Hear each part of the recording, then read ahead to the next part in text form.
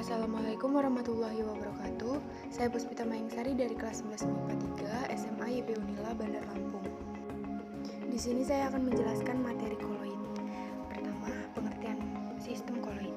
Sistem koloid merupakan suatu bentuk campuran dua atau lebih zat yang bersifat heterogen, namun memiliki ukuran partikel terdispersi yang cukup besar, sehingga mengalami efek tindal. Bersifat heterogen berarti partikel terdispersi tidak terpengaruh oleh gaya gravitasi atau gaya lain yang dikenakan kepadanya, sehingga tidak terjadi pengendapan. Jenis-jenis koloid. Yang pertama, Sol. Sistem koloid ini terbentuk dari fasa terdispersi berupa padatan dan fasaga perdispersinya berupa cairan. Yang kedua, aerosol. Jenis koloid ini di mana fase terdispersinya berupa zat padat atau cair dan medium pendispersinya berupa gas. Yang ketiga, emulsi.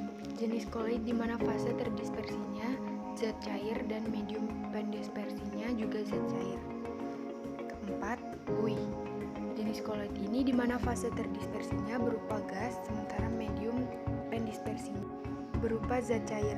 Yang kelima, gel. Koloid yang terbentuk dari campuran zat padat dan zat cair.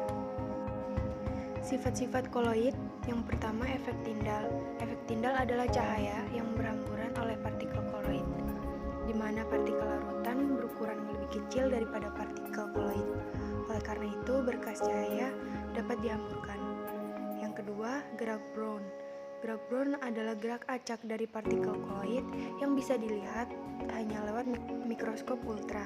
Pergerakan acak tersebut disebabkan adanya tumbukan. 3. Absorpsi. Absorpsi adalah proses penyerapan atau tepatnya penyerapan ion oleh partikel koloid karena ukuran luas partikel koloid yang cukup besar. 4. Koagulasi koloid. Koagulasi koloid merupakan penggumpalan partikel koloid karena koloid mengandung muatan yang dinetralkan. Yang kelima, dialisis. Dialisis adalah pemurnian koloid agar bebas dari ion-ion pengganggu. 6. Elektroforesis adalah pergerakan partikel koloid di dalam medan listrik karena adanya muatan yang terkandung di dalam partikel koloid tersebut. 7. Koloid liofil dan liofob. Sol liofil merupakan partikel dengan zat terdispersi yang bisa menarik mediumnya, sehingga ada gaya tarik-menarik antara keduanya. Sedangkan sol liofob merupakan partikel dengan zat terdispersi yang tidak bisa menarik mediumnya dan cenderung encer. Dan yang terakhir, koloid pelindung. Sel liofil pun dapat digunakan sebagai koloid pelindung dari sol liofob. Dengan begitu, partikel sol liofil akan menjadi pelindung sol liofob dari koagulasi. Cara pembuatan koloid ada dua. Yang pertama, dispersi. Dispersi adalah cara pembuatan koloid dengan menghaluskan partikel suspensi menjadi partikel berukuran koloid. Dispersi dapat dilakukan dengan beberapa cara. Yang pertama, cara mekanik atau dispersi langsung. Butir-butir kasar diperkecil ukurannya dengan menggiling atau menggerus koloid sampai diperoleh tingkat kehalusan tertentu. Kemudian diaduk dengan medium pendispersi. Yang kedua, cara homogenisasi, yaitu dengan menggunakan mesin homogenisasi.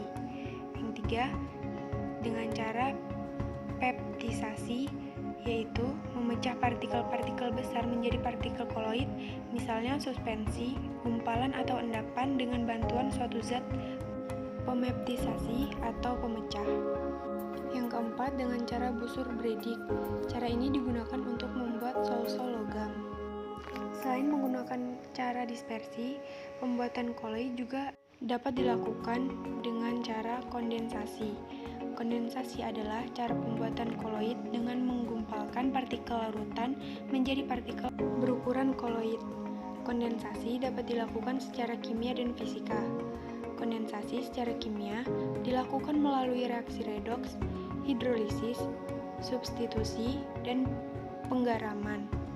Sedangkan secara fisika, kondensasi dapat dilakukan melalui pendinginan, penggantian, pelarutan, dan pengembangan uap.